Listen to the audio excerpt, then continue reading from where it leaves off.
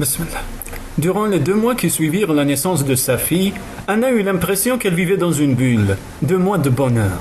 Elle ne recevait plus de lettres. Peut-être Sir Lewis s'était-il lassé de la torturer. Peut-être accepte-t-il sa défaite. Peut-être se rendait-il compte qu'il l'avait perdue à jamais. Elle essayait de s'en persuader et par moments elle y arrivait presque.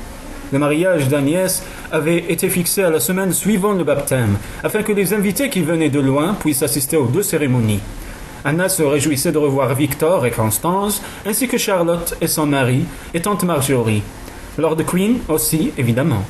Mais ce n'était pas seulement l'absence de lettres et l'effervescence de ces préparatifs qui rendaient Anna joyeuse. Le lent et cruel éloignement de Luc semblait toucher son terme. Leur enfant les rapprochait. Souvent, Anna le trouvait à la nurserie en train de jouer avec la petite fille, de la consoler si elle pleurait. Un jour, lui confia la nourrice offusquée, il avait même changé ses couches. Il l'adorait, c'était évident, et Anna en concevait une immense satisfaction. Parfois, cependant, une certaine jalousie, si seulement il avait pu la regarder avec autant d'amour. Néanmoins, c'était le bonheur. Il s'entretenait davantage avec elle, et pas seulement de futilité. Anna se demandait fréquemment s'il se rendait compte qu'il la traitait plus qu'avant comme une épouse. Il lui confia qu'il avait l'intention d'envoyer Doris et sa mère à Londres après les 2 cérémonies, qu'il cherchait activement un régisseur afin qu'Ashley pût partir pour les Indes, comme il en avait envie, et un après-midi, magique, où il l'avait emmené avec Joy à la cascade, il lui parla de son enfance. Nous étions toujours prêts à faire des bêtises, dit-il. On nous interdisait formellement de nous approcher de l'eau. Alors évidemment, nous nous empressions d'y barboter pour voir si nous ne perdions pas pied. J'ai encouragé moi-même Ashley. Et George, était-il avec vous? Il y eut un bref silence. Sans doute, répondit enfin Luc. Il détestait parler de son frère aîné. Anna l'avait déjà remarqué. C'était des jours heureux, Anna, reprit-il. J'aimerais que l'enfance de notre fille soit aussi douce. Elle garda ces mots précieusement en elle, comme si c'était une preuve d'amour, comme s'il garantissait l'avenir. Luc déposa Joy dans ses bras et alla cueillir un bouquet de jonquilles. « Madame, dit-il en s'inclinant cérémonieusement, bien qu'il fût en tenue de campagne, les cheveux non poudrés, ces corolles sont presque aussi lumineuses que votre sourire. Vous me flattez, votre grâce, dit-elle, la main sur le cœur. Elle eut un rire léger, mais intérieurement elle pleurait de joie. Un après-midi qu'elle aurait voulu ne jamais voir se terminer. Luc se réjouit fort de l'agitation qui précéda le baptême de sa fille et le mariage d'Agnès. Le frère et la sœur d'Anna arrivèrent ensemble un jour. Lady Stern et Lord Queen le lendemain. La maison vivait, résonnait de rire et d'animation. Luc s'étonnait lui-même d'y prendre plaisir. Certes, à Paris, il choisissait toujours de se rendre aux réceptions les plus brillantes, mais il y assistait avec une sorte de détachement en spectateur. Là, avec tous les membres de leur famille, ils se sentaient réellement impliqués. Ils faisaient partie d'un ensemble. « Saperlipopette, mon garçon !» s'écria son oncle en lui assonnant une claque dans le dos. « Je suis fier de toi. J'ai toujours su que tu reviendrais ici assumer tes responsabilités. » Luc prit une pincée de tabac à priser. « Il y a des gens, mon cher, qui trouvent que j'ai grandement failli à mes devoirs en engendrant une fille. » Lord Queen éclata de son gros rire. Ce n'était qu'une répétition. Une fille aujourd'hui, un garçon demain. Rien ne presse. Luc avait l'impression que Joy lui échappait un peu. Elle était sans cesse environnée d'une nuée de femmes qui attendaient avec impatience leur tour de la câliner. Pourtant, lui seul, ainsi qu'Anna, était capable de la faire sourire. Sottise, lui avait dit la douairière un jour où il s'en vantait. Mais Anna et lui savaient bien que Joy réservait ses plus beaux sourires à ses parents. Parfois, Luc repensait à sa vie parisienne et il se demandait s'il était bien le même homme. Chassé de la nurserie par la jante féminine, il passait donc ses journées dans son bureau, ou encore à discuter avec Ashley, ses beaux-frères, son oncle, et avec Will qui donnait sans cesse l'impression, ces temps-ci, d'avoir trop serré son nœud de cravate. Il rencontra Henrietta un jour, qu'il revenait du village. Elle regardait l'eau du haut du pont, gracieuse et mélancolique image, et il se sentit obligé de mettre pied à terre pour lui parler. Elle était plutôt déprimée depuis quelque temps. Sans doute la naissance de Joy lui appelait-elle cruellement la perte de son propre bébé. Luc en était désolé pour elle, et s'en voulait presque d'être revenu, ravivant sa douleur. Il conversa un moment avec elle, puis il cueillit une jonquille qu'il lui offrit avant de reprendre sa route. Aurait-il continué à l'aimer, sans la malheureuse histoire avec George? Peut-être. Henrietta suivit Luc des yeux et écrasa rageusement la jonquille, sans même lui accorder un regard. Il y avait un seul sujet de satisfaction dans sa vie, ces temps-ci, bien tenu d'ailleurs. Elle se réjouissait que l'enfant d'Anna fît une fille. Anna avait échoué, et il n'y aurait peut-être pas de prochaine fois, avant qu'elle puisse être enceinte de nouveau. Cependant, le bandit de Grand Chemin avait disparu plusieurs mois auparavant, si mystérieusement qu'il était venu. Ils s'étaient vus, ils avaient fait l'amour, comme d'habitude, ils s'étaient fixé rendez-vous pour la semaine suivante, mais il lui avait fait faux bond, et n'avait pas donné signe de vie depuis. Et Anna était toujours la maîtresse incontestée de Bowden. Luc, de son côté, était poli mais distant. Néanmoins, Henrietta avait refusé d'accompagner la douairière à Londres, comme il le lui suggérait. Il avait sûrement envie de la voir remariée, songea-t-elle avec amertume, mais il n'en était pas question. Elle appartenait à Bowden. Bowden lui appartenait. Il en avait toujours été ainsi. Elle y resterait. Luc se rendit à l'église pour le baptême de sa fille. Elle descendit du carrosse et grimpa le chemin empierré en portant le bébé vêtu de la somptueuse robe de dentelle de la famille. Une fois dans la nef, il regarda autour de lui. Il était entouré des siens, des proches d'Anna, et il avait sa propre famille à portée de main, Anna et Joy. Il se rappela combien il était opposé au mariage, à Paris, et même à Londres, jusqu'à ce qu'il pose les yeux sur Anna, et que la décision se prenne presque malgré lui. Cependant, une autre pensée le taraudait, qu'il essayait en vain de chasser de son esprit. La famille n'était pas au complet, il manquait son père et Georges. Georges. Comment as-tu pu faire ça, Georges? Je t'aimais, tu étais mon héros.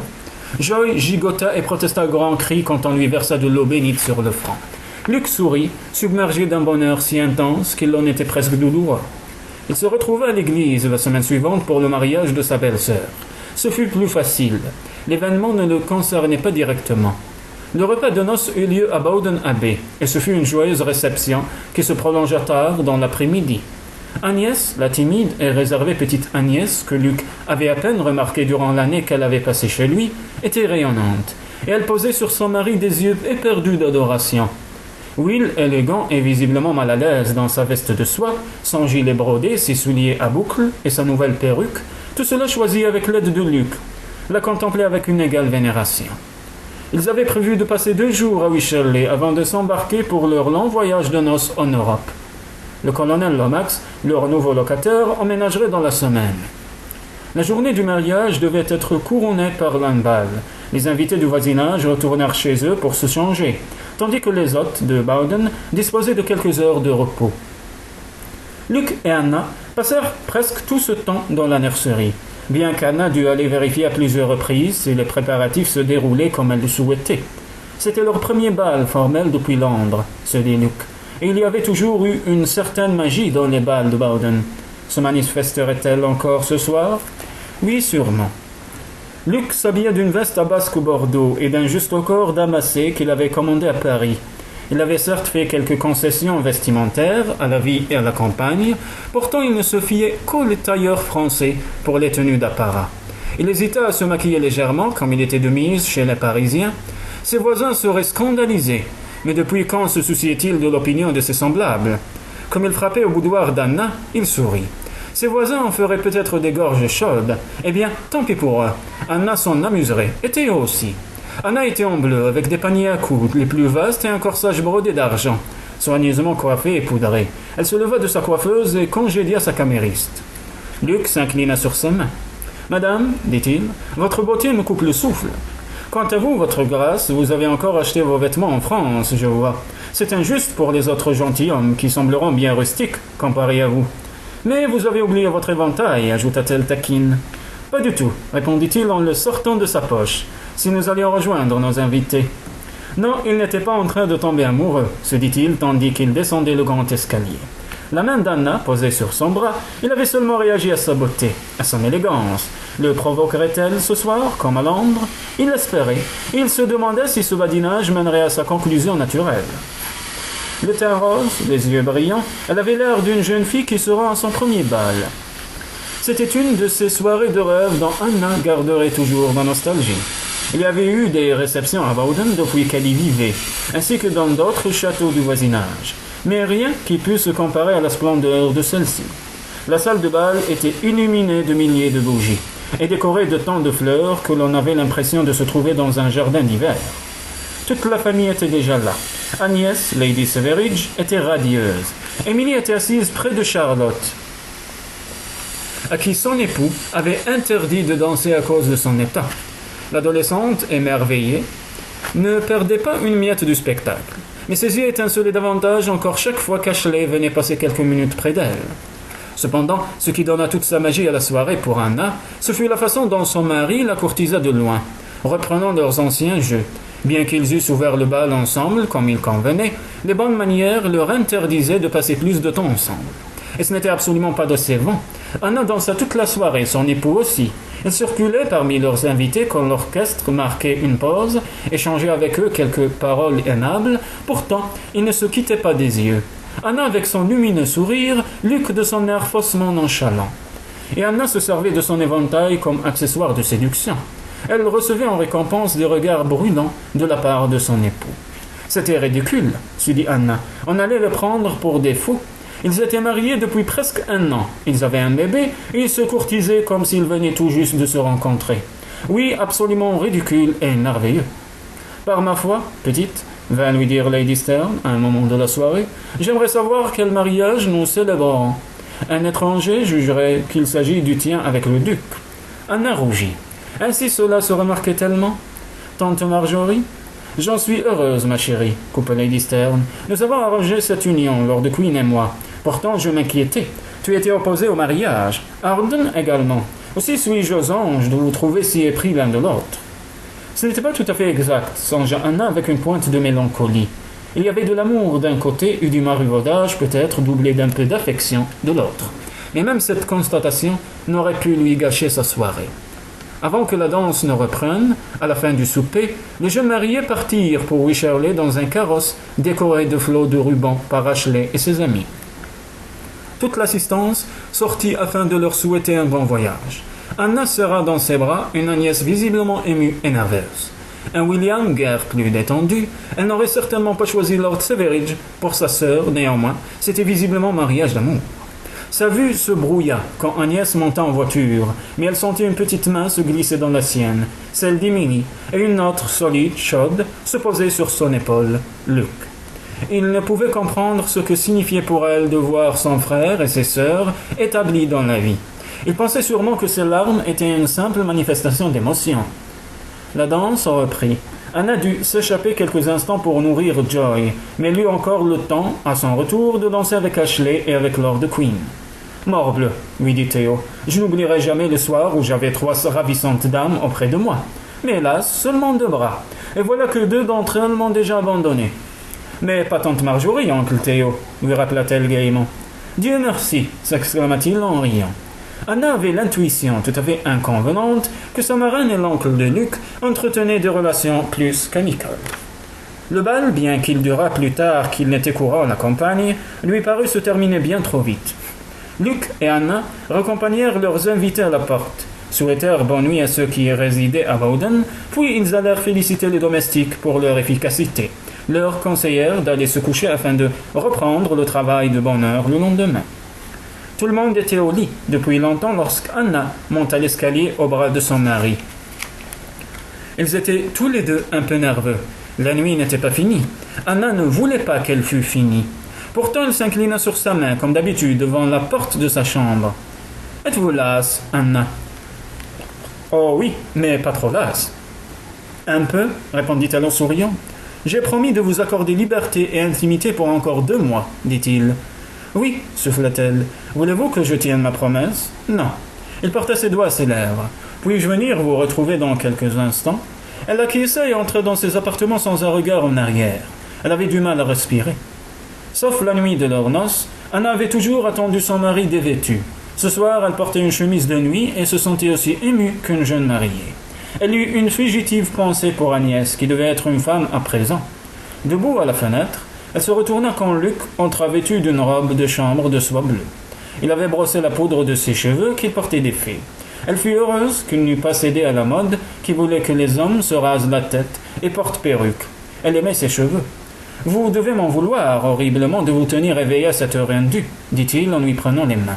Non, elle n'essayait même pas de dissimuler l'amour qui devait s'unir dans son regard. Il l'attira à lui et il l'embrassa. Cela faisait si longtemps, si longtemps. Vous m'avez manqué, murmura-t-il. À moi aussi vous avez manqué. Les désirs montaient en elle, violents, incontrôlables. Notre mariage devait être basé sur le devoir et le plaisir, reprit-il. Mais ces derniers temps, il y a eu trop de devoirs et pas assez de plaisir, Anna. Oui, il y avait un troisième élément qu'elle mourait d'envie de l'entendre évoquer, l'amour. Mais il ne voulait que le plaisir et elle s'en contenterait. Elle avait eu tellement peur qu'il ne la désire plus. Aimeriez-vous rester éveillé toute la nuit, ou bien serais-je le seul à en tirer du plaisir? Ses paroles étaient aussi érotiques que des gestes, et il ne pouvait ignorer sa réponse. Elle en avait les jambes en coton. « J'en serais heureuse, dit-elle. Je n'ai pas voulu cette abstinence totale. Mon lit me semblait bien vide, Luc. » Il l'embrassa de nouveau avec une passion qui la fit frémir de la tête aux pieds. « Peut-être devrions-nous nous dépêcher de le rendre moins vide, madame. »« Oui, votre grâce. » Il n'était plus vide, et c'était merveilleux. Durent-ils s'avouer après avoir fait une première fois l'amour? Pas vide du tout, se dit Anna quand il eut recommencé, lentement, cette fois, avec sensualité, interminablement. Ce lit était décidément plus confortable que le sien, songea-t-il après la troisième fois. On me persuaderait aisément de passer toutes mes nuits ici pendant les 50 prochaines années, souffla-t-il contre son oreille, et quelques après-midi également. Elle eut un petit soupir ensommeillé. Et comment vous en persuadez? En me promettant que vous passerez tout ce temps avec moi. Alors ce n'est pas seulement pour la qualité du matelas, mais aussi pour la femme qui l'occupe. Surtout pour la femme, affirma-t-il. Une paillasse ne me gênerait pas, à condition que vous y dormiez avec moi. Elle eut un rire léger. Elle n'obtiendrait jamais rien de plus proche d'une déclaration d'amour, et elle n'en demanderait pas davantage. Ils s'étaient aimés toute la nuit. Ils s'étaient mutuellement donné du plaisir. Elle avait tout juste le temps de se reposer 1 heure ou 2 avant d'aller nourrir Joy. Mais pour rien au monde, elle n'aurait échangé quelques heures de sommeil contre ce qu'ils venaient de partager. Elle l'aimait, elle se sentait presque aimée, elle était bien dans les bras de son mari. Peut-être ne parvenait-il pas à oublier le passé, mais elle mettait quelque joie dans sa vie quotidienne. Quant à elle, si elle redoutait l'avenir, elle éprouvait au présent une impression de bonheur et de sécurité. Et c'était suffisant. « Bonne nuit et bonjour, ma duchesse, murmura-t-il. Je dors déjà, vraiment. » Il lui mordit le lobe de l'oreille jusqu'à ce qu'elle se dégage en protestant mollement. Elle n'entendit même pas son petit rire de gorge.